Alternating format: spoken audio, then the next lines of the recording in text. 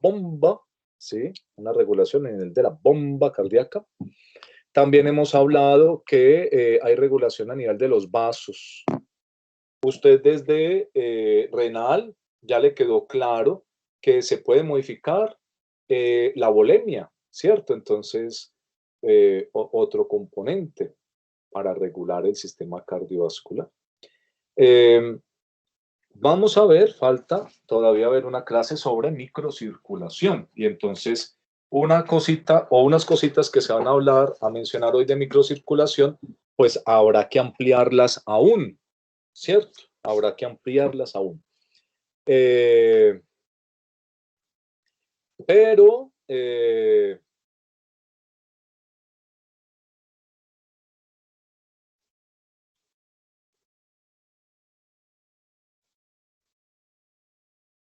vamos a mirar cómo es que tenemos una regulación en cuanto a el volumen de sangre eyectada por el corazón en relación, por ejemplo, a las necesidades que tiene el cuerpo, que eso ya lo empezamos a introducir la clase pasada, y en ejercicio, en patologías, nada más vamos a mencionarlas, cómo se afecta ese gasto cardíaco. Y luego una cosa muy bonita que es el corazón que tiene entrenamiento, se llama el corazón hiperefectivo.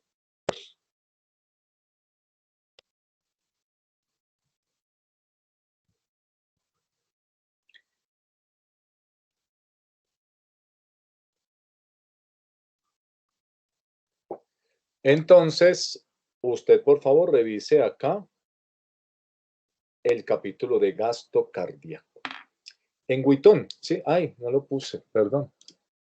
Bueno, gasto cardíaco se define como, ya eso nos quedó claro, ya estamos grabando, es la unidad, ay, perdón, es la unidad de la cantidad de sangre que está saliendo, siendo bombeada por el corazón, siendo bombeada por el corazón en una unidad de tiempo que generalmente es el minuto, ¿sí? Es el minuto.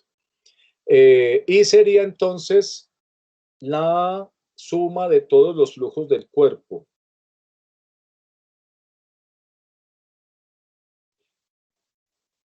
Si ustedes tienen un 100% del gasto cardíaco, que decimos que son 5 litros por minuto, ya habíamos mencionado algo parecido a esta gráfica, que es cómo se distribuyen los volúmenes del cuerpo. Vale la pena que anote esto un momentico, ¿sí? Anote esta distribución, porque es que lo va a requerir, créame, mucho, ¿sí? Entonces, del 100% del gasto cardíaco,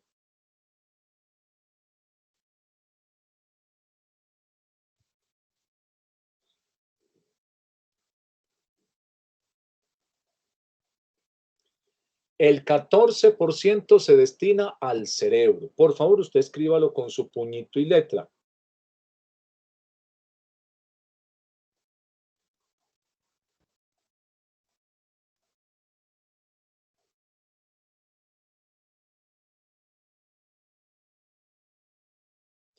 El corazón, el 4%.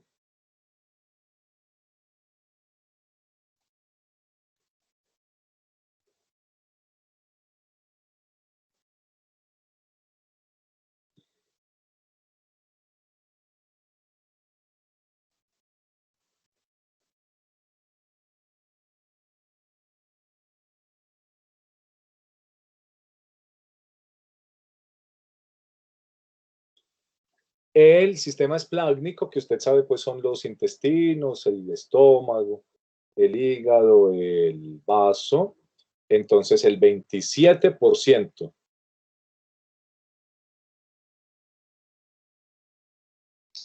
Profe, ¿se llama sistema qué?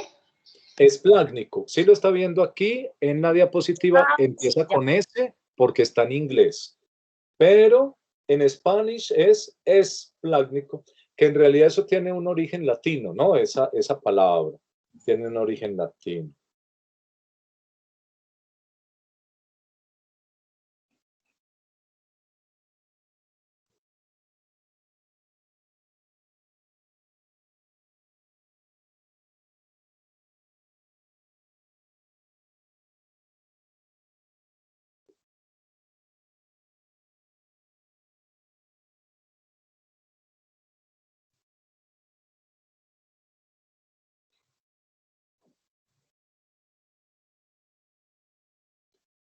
Los riñones, el 22%, o sea, cada riñón, el 11%.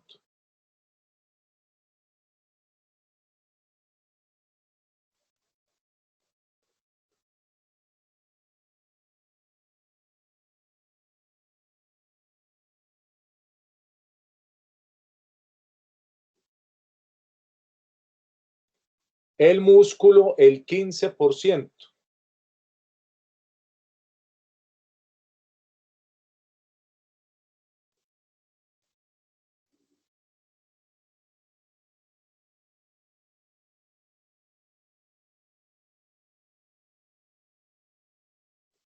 Y la piel, el 18%.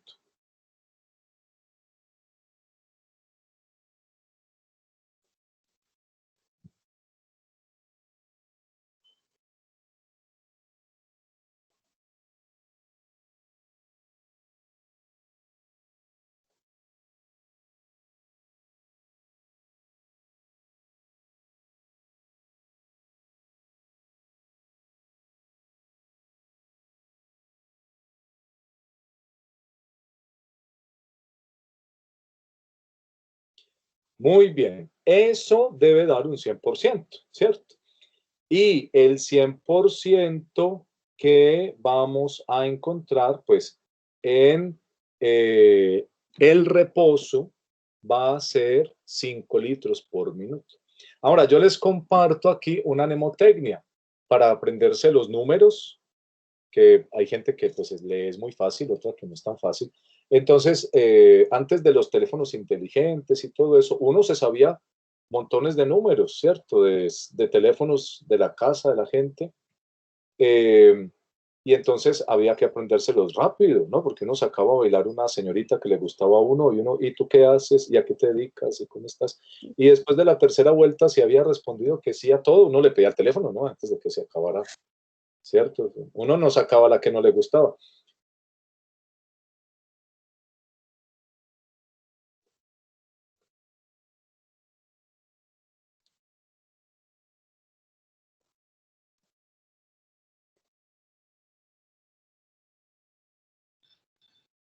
Entonces, eh, había que tener una mnemotecnia para aprenderse rápido los números. Por ejemplo, el uno, bueno, una forma es, como yo le he dicho muchas veces, creando una imagen, una historia sintetizándola en una imagen, y la historia la saca de palabras, y esas palabras las saca los números. Entonces, el uno es la N, 1, N, y 4 la C.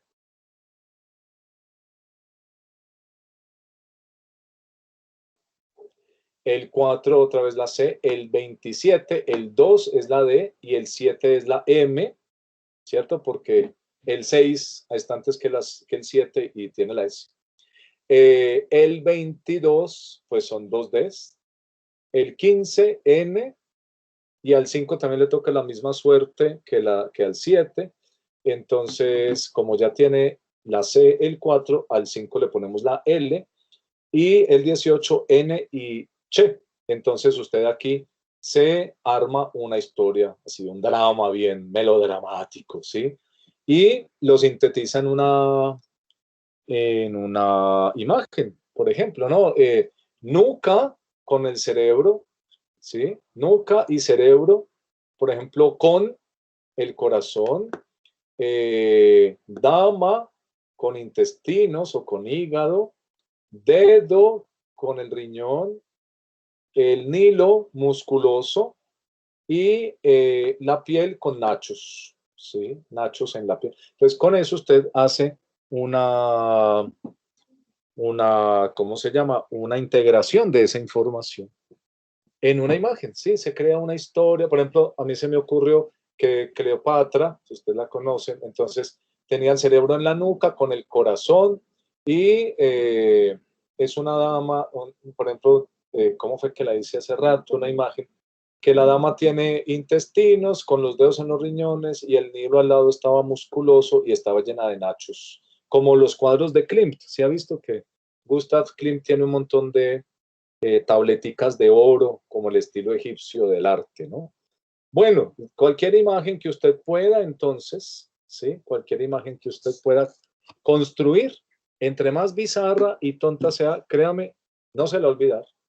Lo que necesitamos es que usted tenga claro cada órgano cuánta sangre recibe, ¿sí?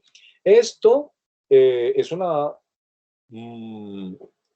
mnemotecnia, ¿no? Es una mnemotecnia bastante poderosa para aprender números. Los va a necesitar toda la carrera como médico. Dosis de medicamentos, medidas de las cosas, etcétera, etcétera, etcétera. Entonces vale la pena gastarle ahí un minutico a explicar eso. Ahora, el gasto cardíaco, entonces puede haber, pues de hecho, ¿no? Hay un gasto cardíaco en el lado izquierdo del corazón y hay otro en el lado derecho. Sucede que los dos son iguales, ¿cierto? En el ventrículo izquierdo, ya sabemos, se expulsa sangre a la aorta y del ventrículo derecho a la pulmonar. Esto es importante diferenciarlo porque tenemos, ¿cierto? Es importante diferenciarlo porque tenemos una situación importante, ¿sí? Tenemos una situación importante que sería cuando el paciente tiene un corazón sano, impulsa la sangre desde el lado izquierdo del cuerpo, recorre el cuerpo, esa misma sangre llega, la misma cantidad en el mismo tiempo, al lado derecho del corazón y si el lado derecho está sano, la impulsa completica al lado izquierdo y vuelve y comienza el ciclo, ¿no? Entonces no queda faltando sangre ni sobrando sangre de ningún lado, ¿sí? Los gastos cardíacos del ventrículo izquierdo y el ventrículo derecho, entonces se correlacionan, primero. Pero depende el del lado derecho de cuánta sangre llegue del cuerpo, ¿cierto? Y el del lado izquierdo básicamente depende de si, y esta es más complicada, porque depende si la sangre puede atravesar bien los pulmones, y como sabemos, hay muchos pacientes enfermos de los pulmones, ¿cierto? Hay muchos pacientes enfermos de los pulmones, primero.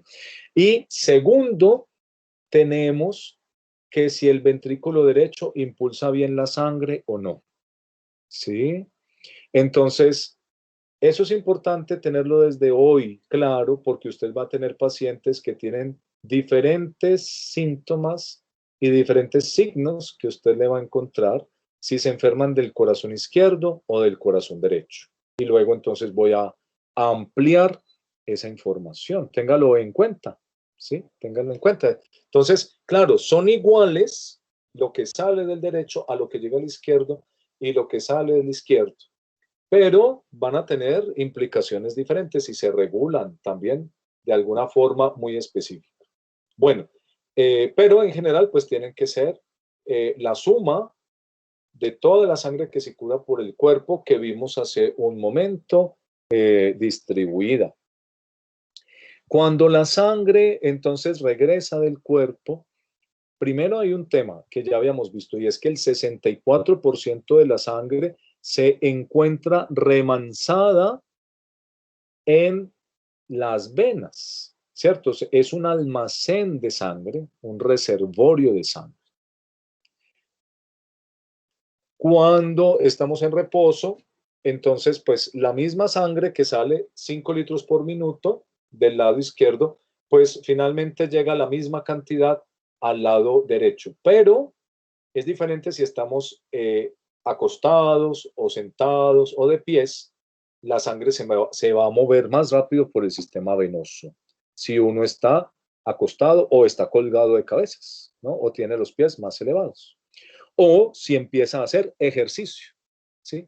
Entonces, a medida que se va aumentando el regreso de sangre a la aurícula derecha, entonces aumenta la demanda para el trabajo del ventrículo derecho. Por eso este concepto de retorno venoso es tan fundamental.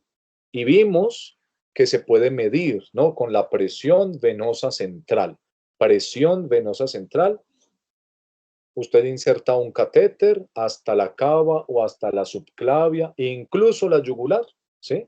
Si no puede llegar más allá, y entonces la presión que hay en la cava es exactamente la misma o 1 milímetro de mercurio diferente a la que hay en la aurícula. Entonces la presión venosa central, para particularmente la cava, le va a decir a usted cómo está la presión en la aurícula. Y la presión en la aurícula depende de, primero, qué tanta sangre llega al corazón, ¿cierto? Y segundo, de si el corazón es capaz de impulsar la sangre o no, ¿cierto? De esas dos cosas. Entonces, nos va a dar una idea indirectamente del trabajo del ventrículo derecho. Muy importante. Ahora, el retorno venoso es el que le dice al corazón derecho si tiene que aumentar su trabajo o se queda igual. ¿Sí? Si tiene que aumentar su trabajo o se queda cual. Eso es importante porque si un paciente, por ejemplo, se desmaya, ¿sí? Su abuelita ya hizo un postdoctorado en fisiología cardiovascular y le dice, mi hijo, lévele las patas al señor, ¿sí? Ella, de una forma que uno entienda, le explica toda la fisiología cardiovascular en 3 palabras, ¿no? Elévele las patas. Pero entonces eso implica una observación de mucho tiempo en que si se elevan los pies, se aumenta el retorno venoso y entonces el corazón impulsa más sangre porque late más rápido. Usted lo va a aplicar en la clínica también, un paciente que está choqueado, perdió un montón de sangre por una herida o un traumatismo y usted lo mete a cirugía. Durante la cirugía pues está con presión 0,0. Entonces, para que la sangre le llegue de las piernas al cuerpo, ¿cierto? Muy lógico, pero además para que le aumente el gasto cardíaco, usted lo coloca en posición de Trendelenburg. Y entonces en la posición de Trendelenburg le aumenta el retorno venoso, ¿sí? Le aumenta el retorno venoso. Yo la anoté por acá hace un ratico como ejemplo. ¿Sería que no la guardé? Bueno, de pronto aparece por ahí, ¿sí? Entonces, la posición para que aumente el retorno venoso. Entonces, el gasto cardíaco del ventrículo derecho tiene que ser igual al retorno venoso. En la aurícula derecha, en la aurícula izquierda, llega la sangre del pulmón y lo que llegue a la aurícula izquierda desde el pulmón tiene que salir desde el ventrículo izquierdo hacia el cuerpo, ¿no? Entonces, en realidad hay un gasto cardíaco derecho del cuerpo al corazón y un gasto cardíaco izquierdo del pulmón al corazón. Y entre los dos, además, deben ser iguales. Ese gasto cardíaco entonces debe estar regulado para satisfacer las necesidades, ¿cierto? Y entonces, pues primera necesidad sería estar vivo, ¿cierto? La célula requiere estar viva. Para estar viva requiere energía. Para producir energía requiere oxígeno y al menos glucosa. Entonces, se establece un metabolismo basal que usted ya estudió. Según ese metabolismo para los tejidos en general y luego organiza redistribuyendo para cada tejido y órgano en particular, entonces se logra satisfacer las necesidades de todos y en particularmente de cada uno. El sistema nervioso es un mago, yo no soy capaz de eso. Tener cada cliente satisfecho, eso es muy difícil, ¿no? Muy difícil. Cuando usted, bueno, no sé, de pronto ya le toca atender público, va a haber, ¿cierto? De 30 que atienden un día, le puede dañar el día uno y el resto le fue muy bien, pero uno ya le puede dañar el día. El sistema autónomo es capaz de satisfacerlos a todos y exactamente en la justa medida, ¿sí? Eso es algo increíble, ¿cierto? Todo eso lo regula el sistema nervioso autónomo según un metabolismo basal y en la clase de microcirculación vamos a analizar mejor cómo se hace. En el ejercicio, entonces, cuando aumenta la contracción muscular, una de las cosas que sucede es que se contrae la bomba muscular de las piernas y esa bomba muscular de las piernas impulsa más sangre y recuerde, hay una sangre remansada en el sistema venoso, se mueve más, ¿sí? Se mueve más sangre y llega más sangre al corazón, aumenta el retorno venoso y como aumenta el retorno venoso, aumenta el gasto cardíaco. En el ejercicio también aumenta el metabolismo basal, el requerimiento de oxígeno, el uso de energía. Entonces el tejido está pidiendo más circulación. Es otro efecto ahí en el ejercicio. Vamos a ver ahorita que en el ejercicio se multiplica la cantidad de sangre que el corazón está impulsando. Y dependiendo si es un corazón entrenado o no, con alto rendimiento o no, eh, puede llegar a ser 6 veces el gasto cardíaco normal en el ejercicio. E incluso hay gente que tiene más, ¿cierto? Más aumentos. Eso es un tema lindísimo, ¿no? Eso es una especialidad, un doctorado, puede hacerse en fisiología del ejercicio. Hay especialidad médica en medicina del ejercicio. Bueno, esa es una. Hay otros que estudian medicina del deporte, pues esa tiene que ver mucho con lesiones y más como para la ortopedia, pero fisiología del ejercicio tiene que ver con este tema de la preparación de atletas de alto rendimiento. Súper interesante, un tema lindísimo. En la edad, pues el gasto cardíaco va aumentando a medida que aumenta el tamaño del cuerpo. Cuando alcanza una estabilidad, ¿sí? Entonces vamos a tener una disminución después de que queda estable. Se dice que a partir de los 40 años empieza a haber una disminución, ese gasto cardíaco, ¿cierto? Pero pues también depende de si ese paciente está entrenado o no. El entrenamiento, esperemos, logra mantener. Y claro, también del índice de masa corporal. En un hombre, como generalmente somos un poco más grande que la mayoría de las damas, entonces tenemos por definición un poco más de gasto cardíaco, pero no es de ninguna forma pues fijo esto, ¿no? Pues hay mucha variedad. Pero en general, los hombres por fisiología hormonal tenemos más masa muscular, que tampoco, ¿eh? Hay mujeres que tienen más. Entonces, bueno, en general un hombre tiene un poco más. Pero bueno, ustedes ya saben que esto está cambiando mucho. Eh, pero digamos que en promedio son 5 litros por minuto. Ahora, si usted hace una relación entre la superficie corporal, ¿cierto? Y cuánto impulsa el corazón por minuto, el gasto cardíaco, entonces a ese dato se le llama índice cardíaco, que es muy relevante, muy importante. Cuando usted vea en urgencias un paciente y lleva un ecocardiograma en la historia, usted le mira, lo tiene infartado, entonces pues no se puede poner a mirar todo el eco. Entonces mira, la FEBI, que es la fracción bueno, la FEBI y la del ventrículo derecho también, la fracción de eyección de los ventrículos, ¿sí? Con eso se da cuenta cómo estaba ese corazón. Y el índice cardíaco. Y el índice cardíaco debe ser como la Santísima Trinidad. Debe estar alrededor de 3 litros por minuto por metro cuadrado. Entonces, si el paciente se infarta y se le disminuye la capacidad de bombear sangre, entonces él va a tener una disminución en su gasto cardíaco. Como el cuerpo sigue siendo del mismo tamaño, entonces se disminuye el índice cardíaco, ¿cierto? Porque disminuyó el gasto cardíaco y el índice quedó siendo igual, ¿sí? Muy bien. Entonces, ténganlo en cuenta, debe ser de 3, lo normal en un adulto sano. Este índice cardíaco, pues, viene determinado por el gasto cardíaco, ¿cierto? Es dividir el gasto cardíaco por el índice de masa corporal.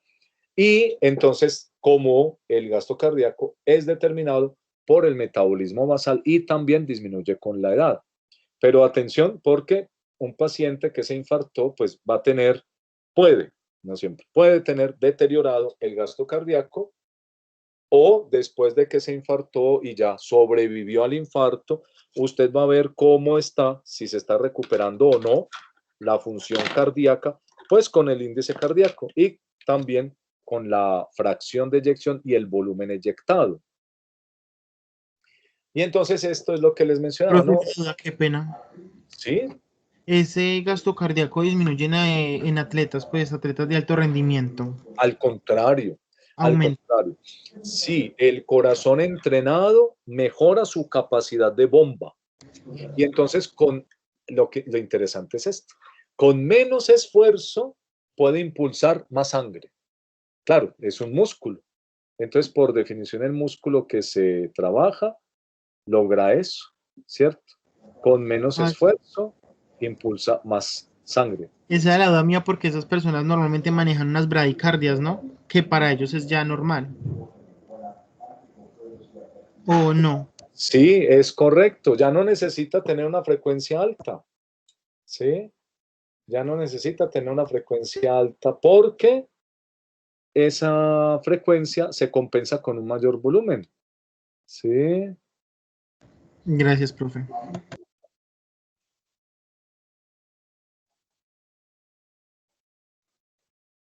Regáleme un segundito que es que me está escribiendo un señor. Permítame, yo le respondo.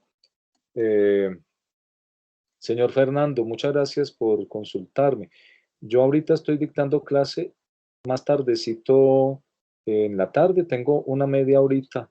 Con mucho gusto, si quiere, hablamos. Ya le voy a decir la hora que tengo disponible. Gracias.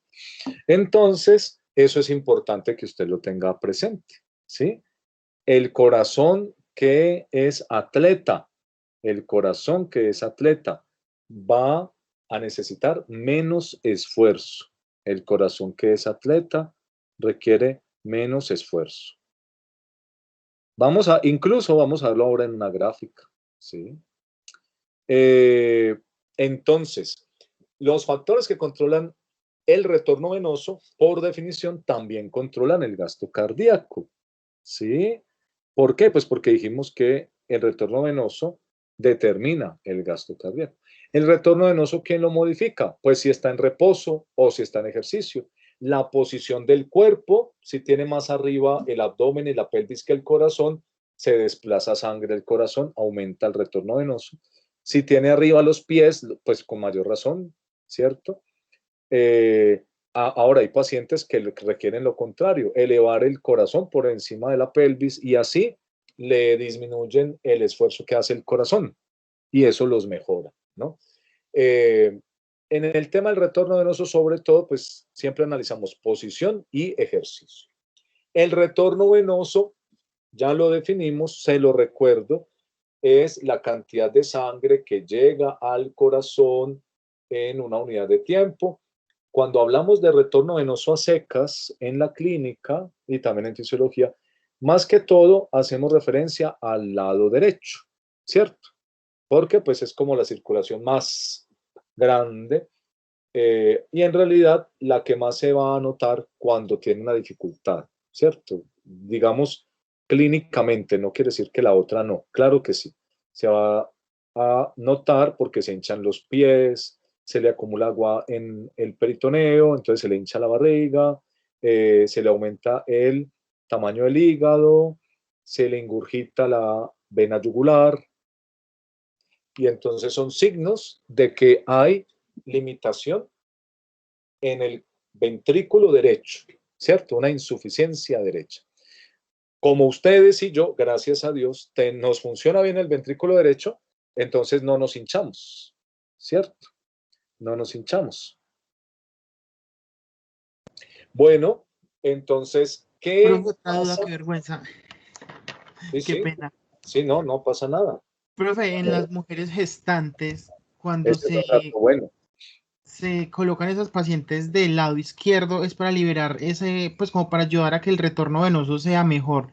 Sí, Tengo señor. entendido que Muy con el buena embarazo pregunta. se oprime como la vena cava. La cava se comprime. Entonces, muy bien dicho. Cuando usted, sobre todo, digamos, para que disminuya la hinchazón, mejore la circulación venosa y eso permite que mejore la circulación en general, ¿cierto? Y también particularmente cuando tenemos a la maniobra para ver si ella va a sufrir de hipertensión inducida por el embarazo. Entonces hay que comparar qué efecto tiene estar boca arriba 15 o 10 minutos y luego del lado izquierdo 10 minutos.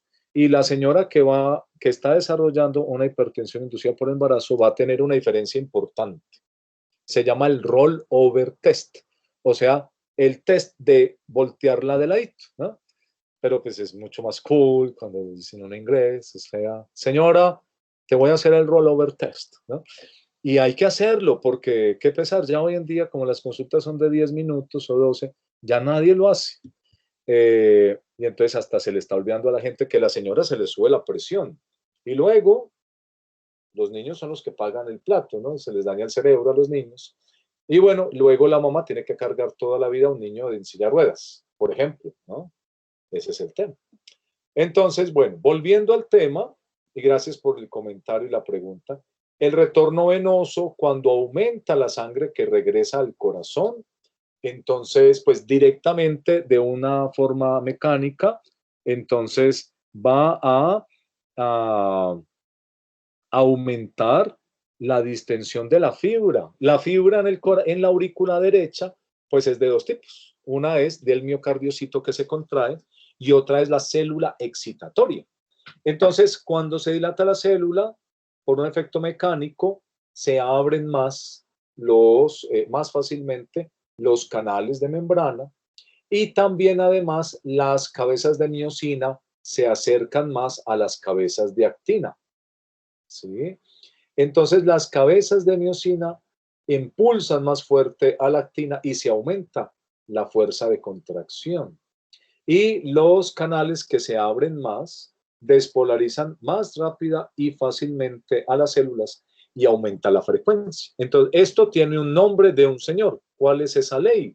Que a mayor distensión, mayor fuerza. Bueno, perdón, la primera. A mayor distensión, mayor fuerza de contracción. Ese señor, ¿cómo se llama? ¿La ley de quién?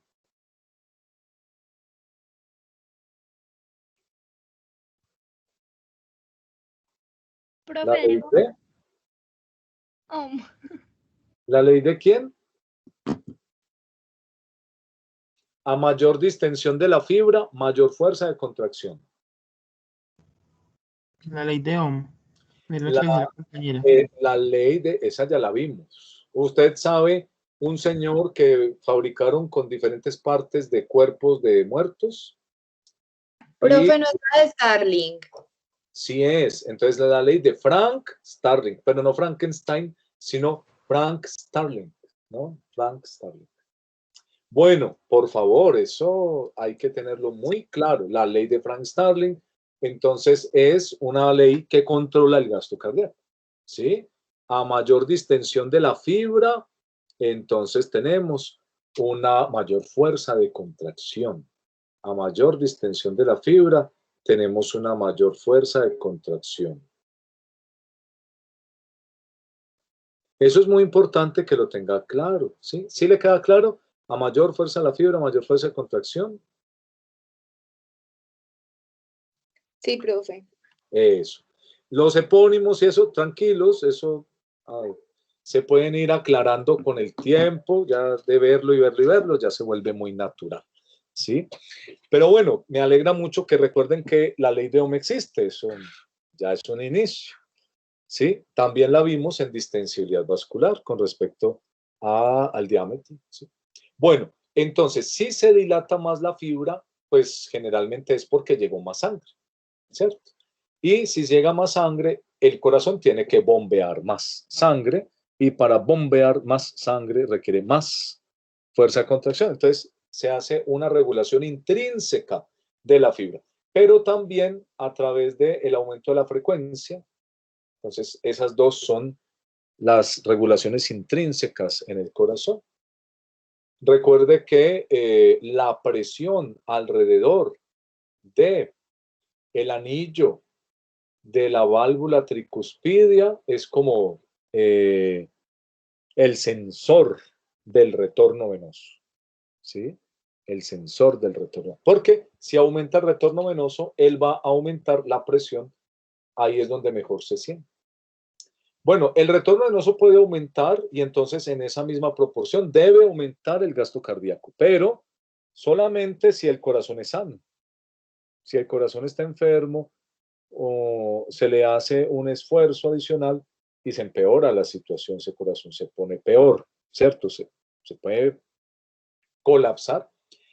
Y lo otro es también que el corazón pues tiene un límite fisiológico, no puede aumentar infinitamente el gasto cardíaco, el corazón tiene un límite de dilatación, un límite en la contracción. Y entonces ahí es donde usted va a ver el tema fisiológico del ejercicio. El ejercicio aumenta ese límite fisiológico, qué bonito. Y la enfermedad lo va a disminuir, ¿sí? Entonces, esto ya lo dijimos, nos quedó atrás. Profe, qué pena una pregunta. Sí, señorita. ¿Qué efecto tiene las bebidas energizantes en un deportista? Demás que le dan energía. Pero no existe un riesgo de que le dé una taquicardia. Ah, la pregunta es en serio. Ah, bueno, entonces, la bebida energizante puede tener cafeína, ¿cierto? Yo no soy experto en ese tema, hay gente que sí lo es. La cafeína, sí, como usted dice, pues es un despolarizante. Y hay gente que tiene extrasístoles con la cafeína. Yo no, yo tomo como 2 litros de café al día y el problema mío es si no tomo café, ¿no? Ahí sí me dan extrasístoles. Pero hay gente que no. Y el problema hoy en día es que la gente mezcla, bueno, los deportistas probablemente no, pero los muchachos que están en las fiestas, yo cuando trabajaba en urgencias recibía muchos muchachos así en urgencias que mezclaban un energizante con cocaína. Y entonces, pues eso es una bomba, ¿no? Se infartan al momentico, al rato. Sí, pues es un medicamento más. La cafeína es muy alta la concentración. También tienen taurina y hay por ahí otro neurotransmisor. No recuerdo el nombre en este momento. Entonces, con eso hay que tener mucho cuidado. Sí, yo les recomiendo que no lo tomen tan a la ligera. Mejor no tomen bebidas energizantes. Bueno, dicen que el guaraná solito, pero creo que eso siempre viene con cafeína, ¿no? ¿Le respondí su pregunta mejor? Sí, profe, muchas gracias. Con mucho gusto. Bueno, entonces sí, la cafeína puede generar extrasístoles. Y si es un corazón enfermito, se juntan varias extrasístoles y se genera una taquicardia ventricular. Y usted ya conoce el problema de una taquicardia. Bueno, entonces usted va a encontrar una regulación intrínseca, pero además el sistema nervioso autónomo está inervando al corazón y entonces se da cuenta de la distensión en las aurículas, gracias a Dios, ¿no? ¿Qué tal que no? Entonces, hay gente que le han seccionado esos sistemas nerviosos autónomos, entonces el corazón queda desconectado. Y o también en las, ¿cómo se llama eso? En las lesiones del tallo hay una que usted vio que es la de Wallenberg, cuando se lesiona los núcleos del nervio vago. Entonces el corazón ya no está eh, siendo controlado por el sistema nervioso autónomo. Normalmente el sistema simpático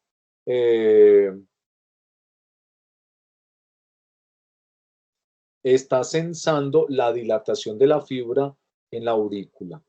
Esa información la lleva al tallo cerebral y la entrega en el núcleo solitario, ¿sí? Y en el núcleo solitario va a entregarse la respuesta al núcleo ambiguo, que recordé es el núcleo, es uno de los centros motores. Y también me faltó acá el hipotálamo, tallo cerebral e hipotálamo. Porque hay una parte en el hipotálamo que es simpática, ¿no? Entonces, tallo cerebral e hipotálamo.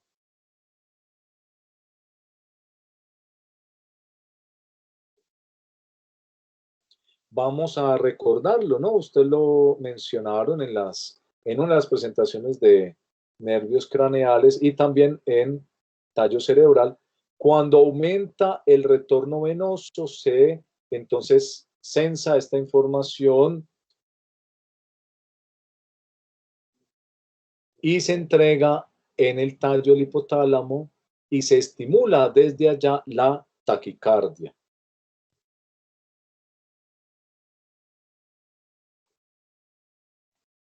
¿Para qué la taquicardia? Para que aumente la cantidad de sangre que impulsa el corazón en cada minuto.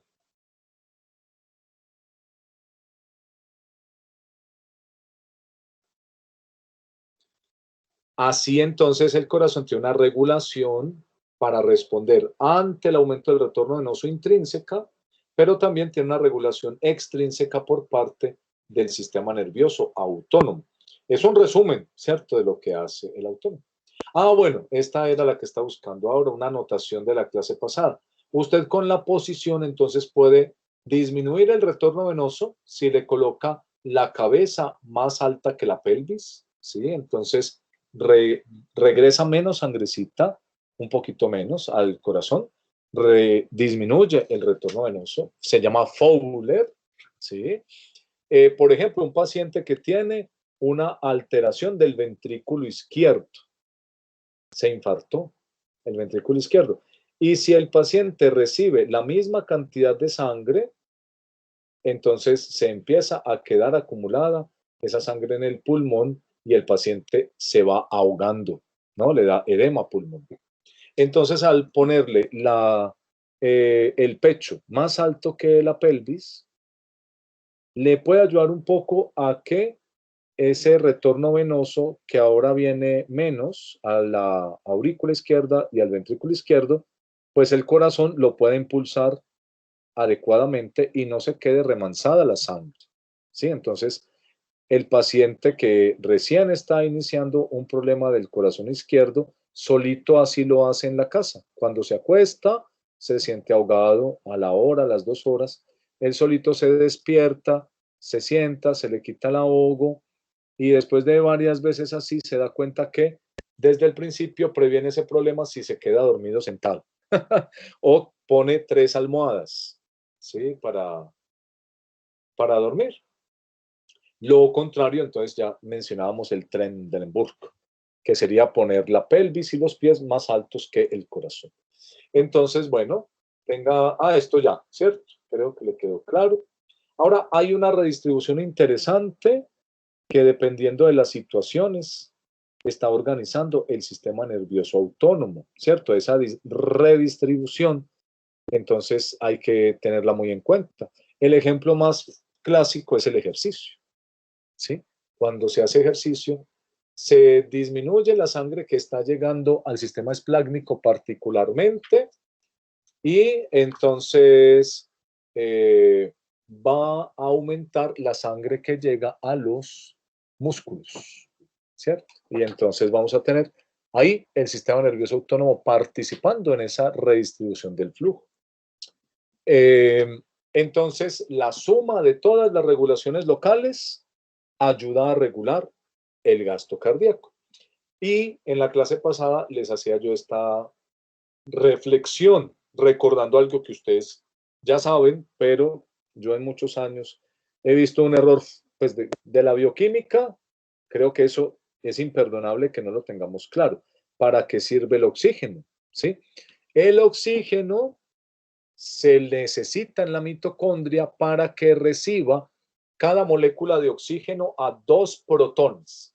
¿Y esos 2 protones de dónde vienen? Esos 2 protones vienen de el gradiente de protones que se acumuló en el espacio intermembranal en la mitocondria, que luego impulsó a la ATP sintasa para producir ATP.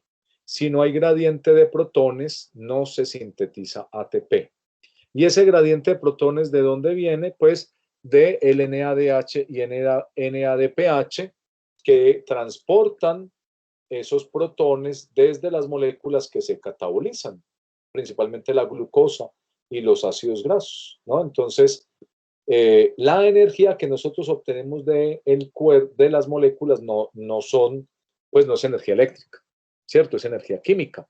Y la forma de traerla, entonces, es sintetizando ATP a nivel del sustrato, allí, en la glucólisis usted tiene, o en el ciclo de Krebs, o en la oxidación, pero también es retirando protones, que le llaman compuestos reducidos. Y esos protones se van a acarrear a la mitocondria, a la cadena transportadora de electrones, ¿no? Entonces, esa cadena, como tiene metales, entonces pues allí hay un flujo, ahí sí, de electrones en esos metales y ayuda a que pasen los protones desde la matriz al espacio intermembranal. Y esos protones acumulados luego pasan a través de la ATP sintasa, como el agua que pasa a través de un molino, ¿sí? y va a sintetizar ATP. Cuando vuelven a salir los protones desde allá, desde el espacio intermembranal, entonces, pues son un problema, ¿cierto? Los protones se regresan y son un problema muy grave, porque usted sabe que dañan las moléculas directamente, las alteran los, por ejemplo, las cadenas laterales, alteran los puentes de hidrógeno, etcétera. Entonces hay que neutralizarlos. El oxígeno básicamente lo que hace es neutralizar dos protones. Una molécula de oxígeno recibe dos protones, ¿sí? Bueno, en realidad podría recibir 4 protones. Y entonces se produce una molécula de agua por cada 2 protones que se neutralizan. Bien importante que usted lo tenga claro, ¿sí? No sé, de pronto, espero que le haya quedado muy claro de su bioquímica. Yo he visto mucha gente en 15 años que llevo de profesor que no tienen claro eso. Y eso en realidad pues es imperdonable que no esté claro, porque lo primero que hacen es decir a la gente, póngale oxígeno al que llegó a urgencias, ¿no?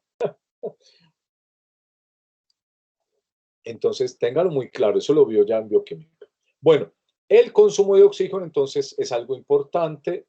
A medida que se consume más oxígeno, esto es una evidencia de que hay un mayor metabolismo. Y el metabolismo, pues en el ejercicio se relaciona con el trabajo muscular, ¿sí? Con contracción. La contracción muscular se puede medir de forma experimental con cuántos kilos y cuánta distancia se mueven por minuto. No, eso es un trabajo, pues ya lo sabe, en física, ¿no? Que movió 1 metro, 1 kilo, eso es un trabajo en un minuto, eso es un trabajo. Entonces se puede estandarizar una relación entre el ejercicio que se está haciendo y cuál es el gasto cardíaco y por ende el índice cardíaco. Recuerde que el gasto cardíaco tiene es el componente del índice cardíaco. Entonces, ¿qué se ve? Hay una relación directa. A medida que aumenta el ejercicio y aumenta el consumo de oxígeno, se va a obtener también un aumento en el gasto cardíaco. Aquí tenemos en la independiente el trabajo, en la dependiente el consumo de oxígeno y hay una tercera variable, ¿no? Que puede estar ubicada más arriba o más abajo o más cerca o más lejos de cero, dependiendo. Como en cada experimento, en cada parte del experimento, todos los puntos quedaron bien pegaditos a la diagonal de esta curva. Eso en la regresión lineal nos da una evidencia de que se están correlacionando las variables, es decir, a mayor trabajo, mayor consumo de oxígeno, ¿sí? Y después de ese consumo de oxígeno, se debe mantener la necesidad del tejido. Y para mantenerla, entonces van a aumentarse o el número de pulsaciones por minuto en el corazón o la fuerza de contracción y el volumen eyectado. Eso va a ser entonces gasto cardíaco. Muy bien, entonces el gasto cardíaco va a variar proporcionalmente a ese consumo de oxígeno, pero también va a variar según la resistencia periférica. ¿Alguien pidió la palabra? Sí, profe, yo te quería preguntar que aumentar el número de pulsaciones por minuto y qué más, profe. Una forma, bueno, eso lo vimos en una de las clases pasadas. Entonces, por eso lo dije así muy rápido, ¿no? Pero con mucho gusto lo repito. Cuando el gasto cardíaco lo definimos como la cantidad de sangre que es impulsada desde el corazón por minuto. Entonces, si bombea el corazón un volumen y se aumenta el minuto de veces que bombea, aumenta el gasto cardíaco. ¿cierto? Por ejemplo, bombea 72 mililitros 60 veces por minuto. Si la frecuencia se eleva a 100, entonces si es por 742, 4200, 4500, pero si se aumenta a 100, sería 700, 7200. Entonces se aumenta de 4200 a 7200 el gasto cardíaco, con solo elevar la frecuencia cardíaca. ¿Me hice entender?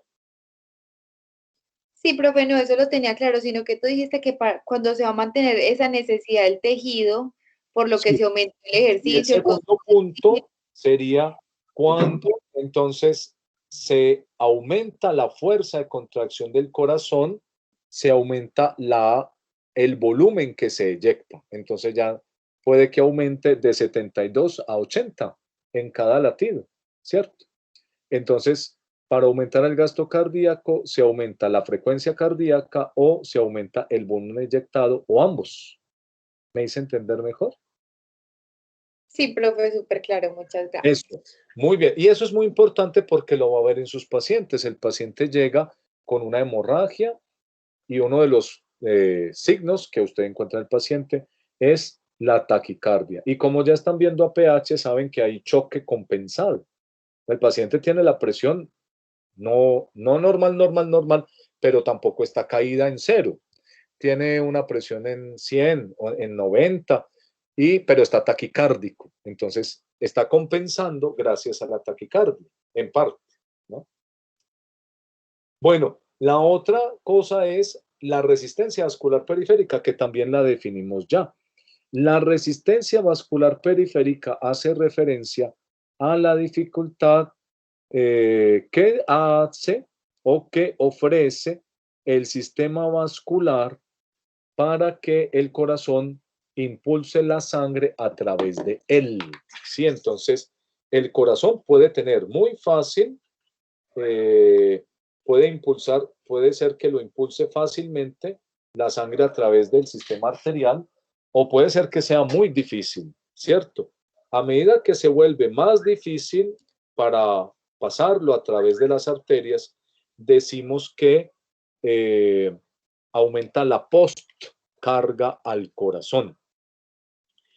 La resistencia, que ya dijimos, es la dificultad, ¿cierto?, para pasar esa sangre, aumenta cuando se cierran particularmente las arteriolas, que usted ya las conoce. Las arteriolas son un gran número, ¿cierto? Están en la pared de los órganos y entonces controlan la resistencia al paso de la sangre en la pared de los órganos. En general, el estado de todas las arteriolas del cuerpo entonces define la resistencia vascular periférica. Y esa sería la parte de la postcarga que tiene el corazón. Entonces hay varias formas de regular el gasto cardíaco con respecto a la resistencia vascular. Primero, hay una volemia, o sea, una cantidad de sangre dentro de los vasos, ¿cierto? Si la volemia aumenta, entonces va a aumentar la sangre que llega al corazón y por lo tanto aumenta el retorno venoso y el gasto cardíaco, ¿sí? Eso de forma aguda, ¿no? Entonces, por eso, un paciente que llega choqueado, lo primero que usted hace es ponerle 2000 a chorro de líquidos endovenosos, de cristaloides, pensando en recuperar la volemia un poco, y si la recupera, es posible que mejore la presión, ¿cierto? Aunque sea temporalmente. La volemia, por una parte. Por otra parte, la fuerza de la contracción del corazón. Eso determina la cantidad de sangre expulsada del corazón cada minuto. Entonces, esa es la otra, la fuerza de contracción. Pero también, por otra parte, está cuál es el tono de los vasos. Si los vasos tienen un tono adecuado, ya vimos en la clase de distensibilidad que los vasos impulsan la sangre hacia adelante, ¿sí? Se oponen parcialmente al flujo de sangre, ¿sí? Pero ya una vez el corazón logra impulsar la sangre, entonces ellos siguen impulsando la sangre para adelante, si tienen un tono adecuado, ¿sí?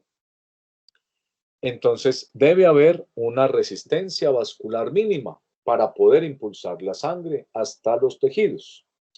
Dependiendo de esa resistencia vascular, entonces al corazón le será más fácil o menos fácil impulsar la sangre, y entonces eso determina qué tanta sangre pasa desde el corazón hacia el sistema vascular.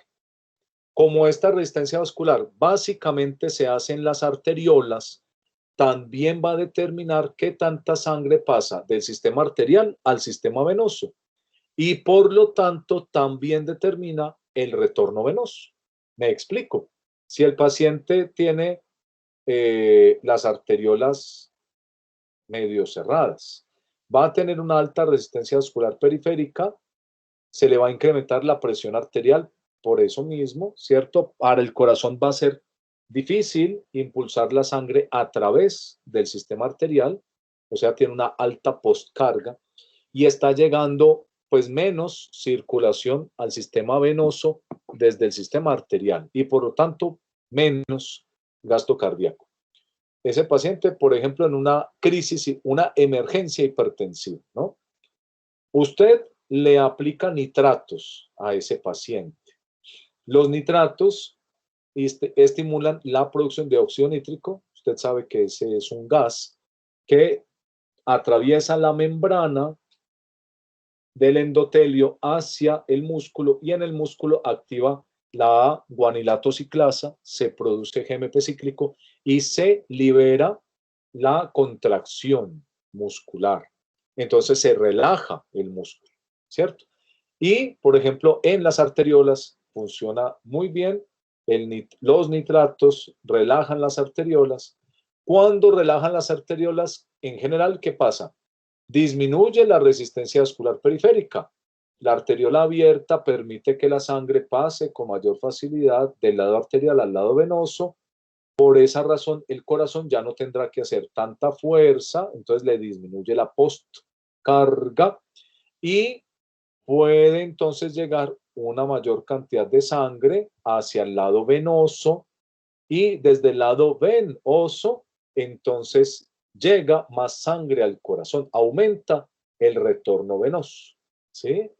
Entonces, mire la relación que hay tan interesante de las arteriolas, si están abiertas o cerradas, o qué tanto, con, primero, la resistencia vascular periférica, la poscarga al corazón, y segundo, la cantidad de sangre que regresa, que sería la precarga.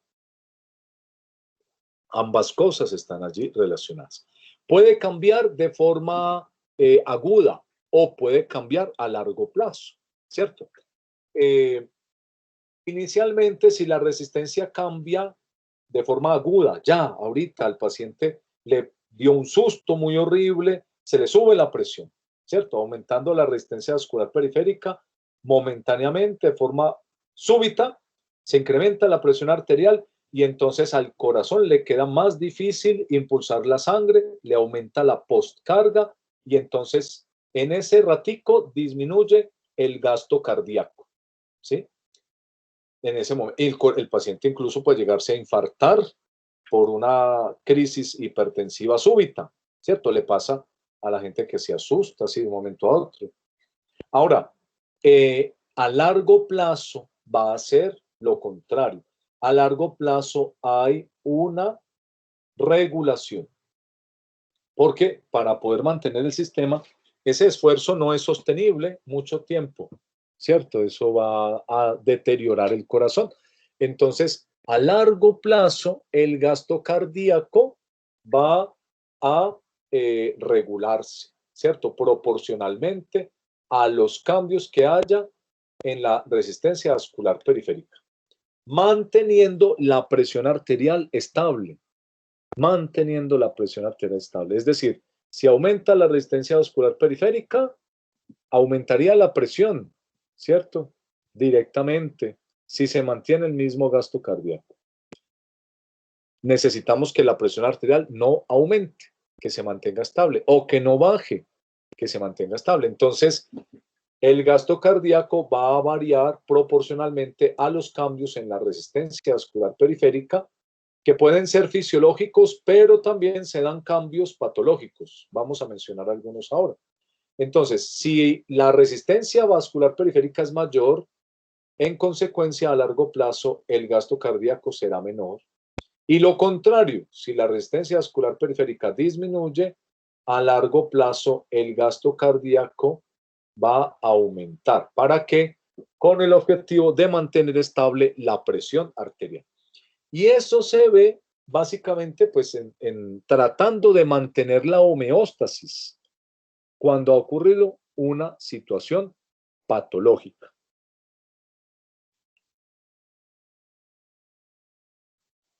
Por ejemplo, aquí vemos en esta gráfica comparando el valor normal del gasto cardíaco en porcentaje. Entonces sería 1, ¿cierto? El normal, 100%.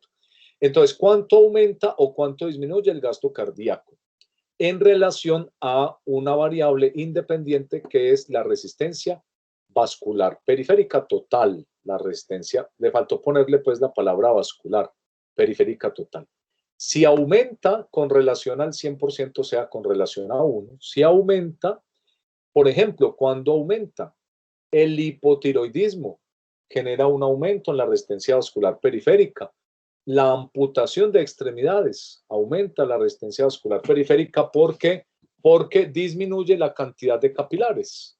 Básicamente por eso, primero, perdón.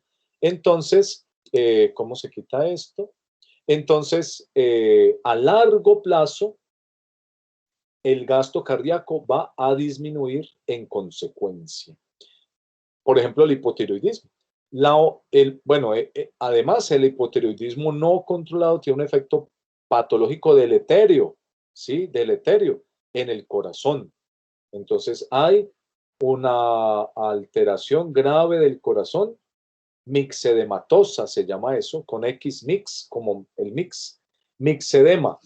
Los tejidos se van poniendo duros por la disminución del gasto cardíaco, se queda remansada la sangre y los tejidos se van poniendo endurecidos, ¿sí? Se van endureciendo. El hipotiroidismo no controlado.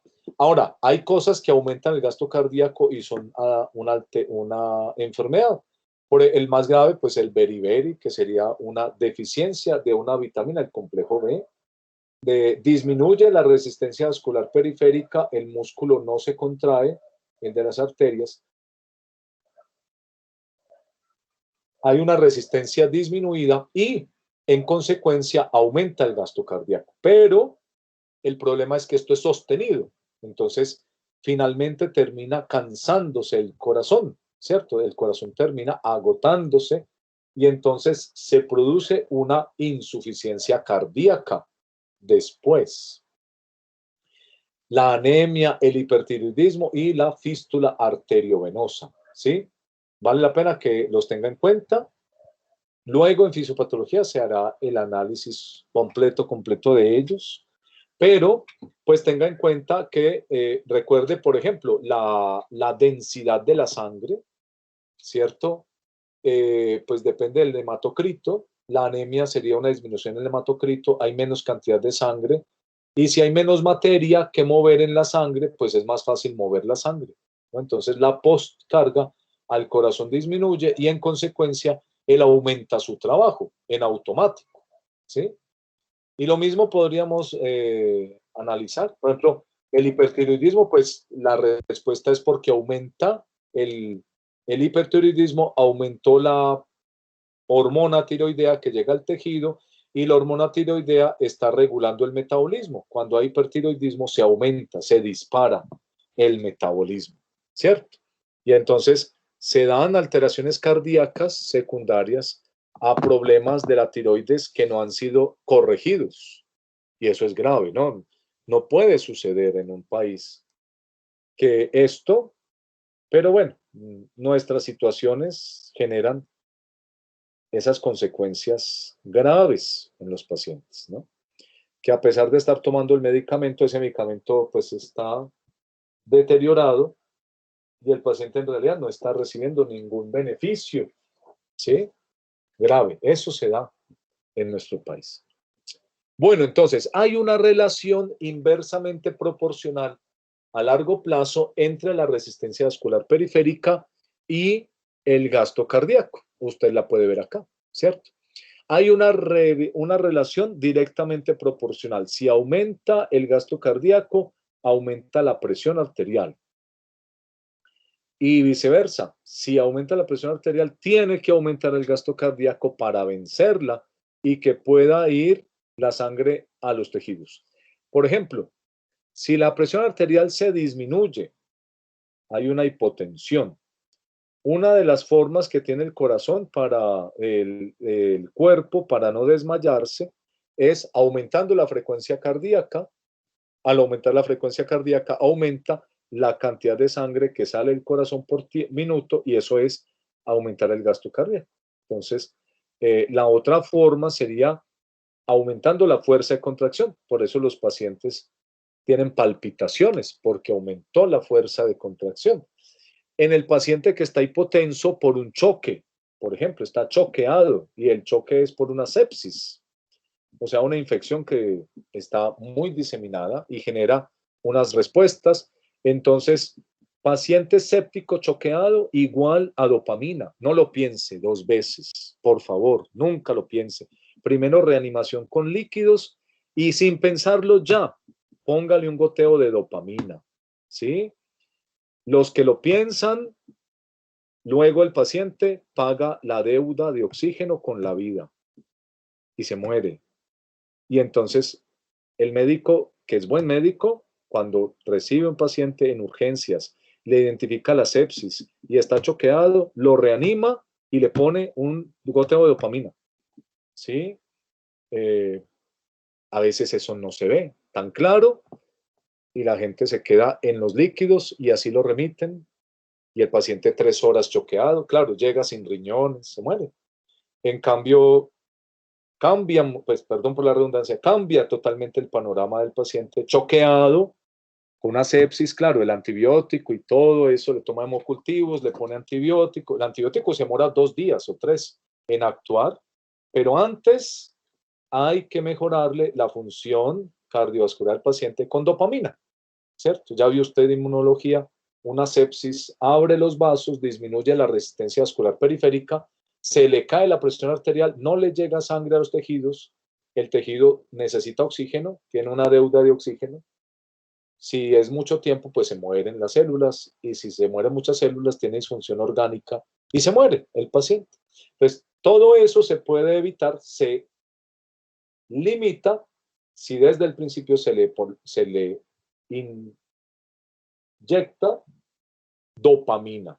Y la dopamina entonces mejora la contracción de los vasos que estaban abiertos por la sepsis, mejora la fuerza de contracción del corazón, mejora el gasto cardíaco, mejora la oxigenación e irrigación del tejido y previene la muerte. Bueno, esto es muy bonito el tema que sigue. Aquí vemos entonces que este gasto cardíaco pues tiene unos límites, ¿no? Usted puede ver que el paciente se esfuerza hasta cierto límite. Por eso existe la prueba de esfuerzo, para ver si el paciente tiene un límite y cuál es ese límite. Bueno, todos tenemos un límite. Entonces, ¿cuál es ese límite? Normalmente el gasto cardíaco puede aumentar hasta 2.5 veces.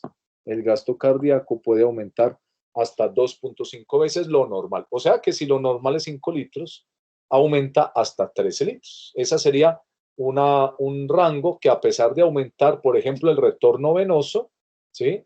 Cuando aumenta el retorno venoso, entonces aumenta en proporción el gasto cardíaco y a pesar de que siga aumentando el retorno venoso, el gasto cardíaco ya no va a aumentar más.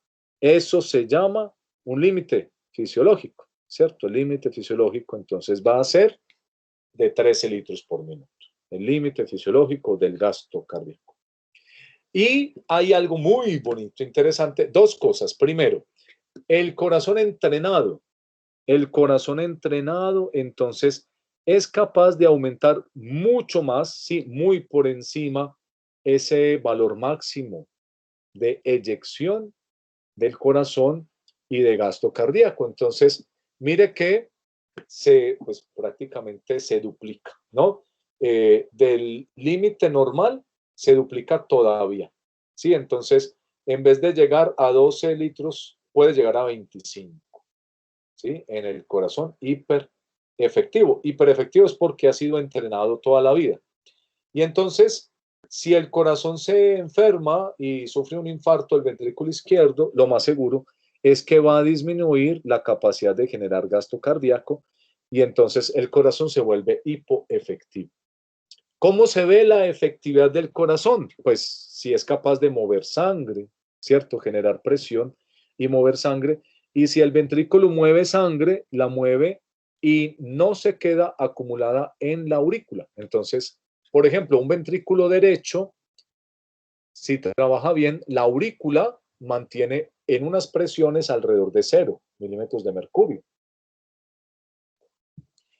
Si el ventrículo derecho se enferma, entonces la aurícula empieza a quedarse con sangre, se le empieza a estancar la sangre y el aumento en el volumen de la sangre aumenta la presión y entonces se va a ver una alteración en la presión, ¿cierto? Eso cuando se afecta, pero en la fisiología, que debí decirlo primero, cuando aumenta el retorno venoso, el aumento del volumen que regresa, aumenta entonces la presión en la aurícula derecha. Claro, momentáneamente porque luego el ventrículo es capaz de mover toda esa sangre, ¿cierto? El ventrículo mueve toda esa sangre. Y entonces usted va a encontrar que, por ejemplo, con aumentos de 4 milímetros de mercurio, un corazón normal ya llegó, ¿sí?, a una meseta donde no puede aumentar más y lo máximo que llega es a 12 litros por minuto. En cambio, un corazón entrenado hiperefectivo es capaz de llegar a 12 milímetros, a 12 litros por minuto prácticamente sin que se acumule sangre, ¿sí? Es decir, no tiene esfuerzo, ¿sí? No hay ningún esfuerzo. Y el corazón ya alcanza 4 metros de mercurio, pues cuando prácticamente llega a su límite fisiológico de 25, ¿sí?, litros por minuto. Entonces, un corazón hiperefectivo logra mover más volumen con menor esfuerzo y logra mover más volumen manteniendo la presión de la aurícula más cerca de 0, ¿cierto?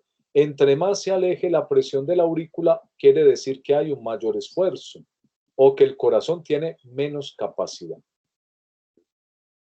Ese corazón hiperefectivo, compárelo con el corazón hipoefectivo. El corazón hipoefectivo, pues, rápido alcanza la presión de 4 milímetros de mercurio y hasta 8, que sería la presión máxima tolerable en la aurícula derecha, pero no es capaz de mover la mayor cantidad de sangre, ¿cierto? Aumenta. No, incluso se queda por debajo, perdón, de los 5 litros por minuto. Un corazón que se ha infartado. Ténganlo en cuenta, entonces aquí va a tener usted atletas arriba y va a tener pacientes que se han infartado abajo, ¿sí? Bueno, entonces el sistema nervioso autónomo tiene que ver con que el corazón sea más efectivo, ¿no? ¿Cómo lo hace? Pues crónicamente ha estado estimulando el corazón con adrenalina. A medida que el corazón se dilata y es estimulado, entonces se va creando más masa muscular en ese corazón. La masa pues es músculo cardíaco, pero es un músculo cardíaco bien hecho, ¿no? Tiene las células bien organizaditas, bien ordenaditas, alineaditas una al lado de la otra. Las fibrillas que se están construyendo ahí están bien organizadas, son fuertes y todos esa organización se va a ver también a nivel proteómico, transcriptómico, de genes activados, de cromatina, etc. Y es un corazón, una célula sana, ¿cierto? Es una célula sana. En el caso de un corazón enfermo que tiene una insuficiencia cardíaca, entonces hay también hipertrofia cardíaca, pero patológica, y eso ya es otra cosa. La hipertrofia cardíaca patológica tiene cambios, alteraciones en la célula cardíaca que van a deteriorar su funcionamiento y finalmente disminuye la fuerza de la contracción, ¿sí? Disminuye la fuerza de la contracción. Entonces es muy diferente la hipertrofia fisiológica que aumenta la fuerza a la hipertrofia patológica, por ejemplo, después de una hipertensión arterial crónica, donde la fuerza se disminuye. Entonces, los límites fisiológicos, ¿sí? Primero de todo, se hace por una estimulación constante, sostenida del sistema nervioso autónomo, que aumenta la fuerza y aumenta la frecuencia. Al aumentar la fuerza, estamos hablando de la contractilidad, ¿cierto? De la contractilidad. Entonces, se dice que la sola estimulación del sistema nervioso aumenta la meseta hasta el doble, hasta 25 litros por minuto. Pero entonces también va a haber una hipertrofia. Además de la estimulación del sistema nervioso, hay una hipertrofia y cuando se da la hipertrofia fisiológica, se aumenta incluso al doble la meseta fisiológica. Entonces, ¿sí? Vamos a tener que la sumatoria de ambos va a ser, perdón, esto no es 2.5 veces, esto es 8 veces, ¿cierto? Entonces, el corazón puede aumentar la capacidad de mover sangre hasta 8 veces cuando se juntan la hipertrofia cardíaca y la activación por el sistema nervioso simpático, ¿sí? Hasta 40 litros por minuto en un corazón entrenado, un corazón de atleta. Eso es una barbaridad, ¿cierto? Es algo impresionante. Increíble. 40 litros por minuto. Bueno, el corazón se enferma y disminuye su capacidad de contraerse. Esa capacidad de contracción disminuye la fuerza, ¿cierto? Hay disminución en la fuerza y entonces se afecta la capacidad de mover la sangre, disminuye el gasto cardíaco. Eso se da cuando, bueno, cuando hay una hipertensión arterial no controlada de forma crónica, cuando se inhibe el sistema nervioso simpático farmacológicamente o por la lesión medular, cuando hay un ritmo anormal, por ejemplo, la fibrilación auricular disminuye el 20% del llenado ventricular, por lo tanto, el gasto cardíaco, cuando hay alteración de las coronarias, una enfermedad valvular, una infección del miocardio, o hay hipoxia, isquemia, ¿cierto? Y entonces usted en cada condición va a tener que el gasto cardíaco o aumenta, cuando ya vimos, ¿no? El beriberi, la fístula arteriovenosa, el hipertiroidismo, la anemia, la ansiedad. Hay gente ansiosa que así es, ¿no? Son ansiosos como la ardillita de la era de hielo. No sé si se acuerdan de la ardillita, no sé cómo se llama. Esa ardillita es súper ansiosa, debe tener seguro el gasto cardíaco aumentado. Si fuera más relajada, así como es el mamut, ¿cierto? O como es el tigre, no, el tigre es como medio dramático, ¿no? También es medio se le sale el drama. Pero el mamut, no, ninguno, todos son como dramáticos, la verdad. Entonces, una persona calmada, y ahí está lo importante de la ecuanimidad, no es fácil, pero hay gente que es ecuánime desde muy joven, eso es muy admirable, ¿no? El sistema nervioso va a tener una condición más favorable para el sistema cardiovascular.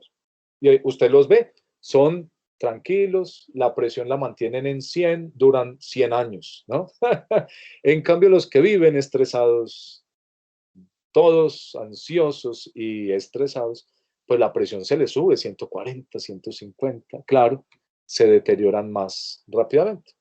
Bueno, una persona que tenga un shock, ¿cierto? Shock definido como que el gasto cardíaco no logra suplir las necesidades del cuerpo o tenga una hemorragia, ¿cierto? Por ejemplo, o una enfermedad valvular o el mismo hipotiroidismo, entonces va a tener deterioro en el gasto cardíaco. Ya lo hemos mencionado en varios aspectos. Bueno, en el sistema nervioso entonces autónomo también se logra coordinar de forma general en todo el cuerpo cuando hay un aumento del flujo hacia los diferentes tejidos, ¿no? Entonces, ese aumento del flujo hacia los diferentes tejidos puede ser de forma crónica, hay una vasodilatación en los capilares. Entonces el sistema nervioso autónomo, si es algo agudo, rápidamente aumenta el retorno venoso contrayendo las venas, aumentando el retorno venoso, logra aumentar en esta regulación intrínseca la fuerza y la velocidad, la frecuencia del corazón, y entonces logra mantener la presión arterial. Por ejemplo, una vasodilatación que ocurre es la de ir a tierra caliente, ¿sí? La persona que siempre vive en tierra fría y baja de un momento a otro a tierra caliente, pues ese calor tiene que salir por alguna parte, se vasodilata la piel, los músculos y le da una hipotensión. Hay gente que se desmaya, ¿cierto? Cuando recién llegó a tierra caliente y no es más que una vasodilatación generalizada.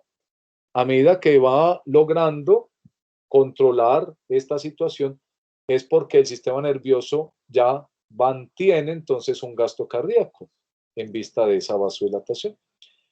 Una evidencia de ello, por ejemplo, se puede hacer aumentando el metabolismo del tejido de forma artificial. Y eso se hace con una molécula que se llama el dinitrofenol. Aumenta el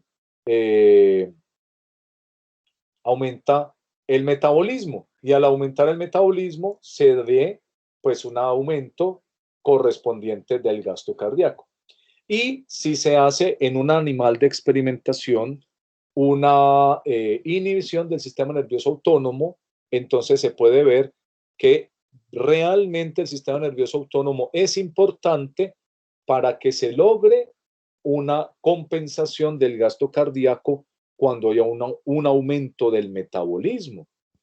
Porque si se secciona la médula espinal y no se logra activar el sistema nervioso autónomo, a pesar de que está aumentado el metabolismo, no se logra el aumento correspondiente en el gasto cardíaco. ¿Sí? Entonces, la regulación de ese gasto cardíaco tiene un componente muy, muy importante por medio del sistema nervioso autónomo, ¿sí? Y ya con esta terminamos. Entonces, el sistema nervioso autónomo aumenta la actividad de los vasos sanguíneos, aumenta el tono vascular, aumenta el retorno venoso, al aumentar la contracción de las venas, aumenta la frecuencia cardíaca, aumenta la fuerza de contracción, entonces aumenta la presión arterial, aumenta el flujo sanguíneo a través de los tejidos, particularmente el músculo, y es un círculo de retroalimentación. Si aumenta la fuerza de contracción del corazón, aumenta la cantidad de sangre que eyecta, aumentando el gasto cardíaco, y vasodilatando las arteriolas, pero manteniendo el tono de los vasos. Entonces se logra impulsar más sangre desde el sistema arterial al sistema venoso y regresa más sangre al corazón, aumentando el retorno venoso. Otra vez se estimula más el gasto cardíaco, ¿no? Entonces, téngalo en cuenta, ¿sí? El sistema nervioso mantiene la presión arterial constantemente, pero por ejemplo, cuando hay una vasodilatación, es esencial. Cuando aumenta el retorno venoso, él ayuda a que el corazón responda y mantenga, aumente, perdón, el gasto cardíaco para que la sangre que llega aumentada, la cantidad, pues se pueda también aumentar la cantidad de sangre que se eyecta. Muy bien, todavía vamos a tener unas diapositivas, pero entonces yo se las voy a dejar grabadas para que usted por favor las escuche, ¿sí? Probablemente mañana en la noche, hoy no creo que alcance porque termino ya muy tarde de trabajar, pero vale la pena que quede grabado, porque el lunes, bueno, mañana, que sería